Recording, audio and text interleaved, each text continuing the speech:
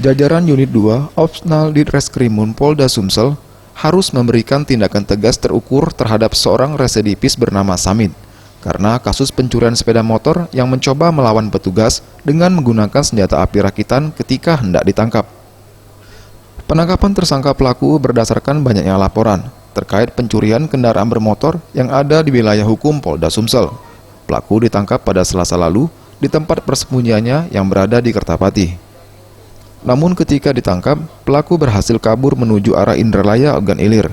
Petugas pun sempat memberikan tembakan peringatan, namun tak diindahkan. Petugas terpaksa menembak kaki pelaku sehingga pelaku terjatuh dari motor. Walaupun terjatuh, tersangka masih sempat mengarahkan senpira ke arah petugas.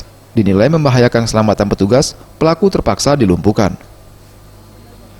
Kabid Humas Polda Sumsel Kombes Pol Supriyadi mengatakan, tersangka termasuk residivis dan dinilai sadis saat beraksi, lantaran tidak segan melukai korbannya.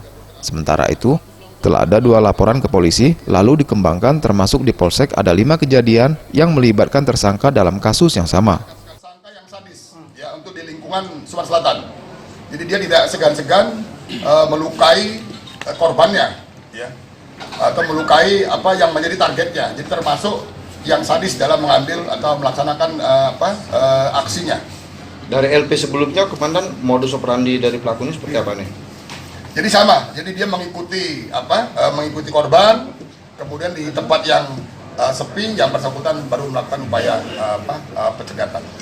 Pak, dari catatan kita sudah berapa banyak laporan terkait dengan korban tersangka ini? Sementara yang kita dapatkan tadi LP pertama yang sudah 3 tersangka maju, yang 2 tersangka sudah menyelip hukuman, dia memang ada DPO-nya. Kemudian ada 5 LP lagi yang di salah satu polsek. Tim Liputan Sriwijaya TV.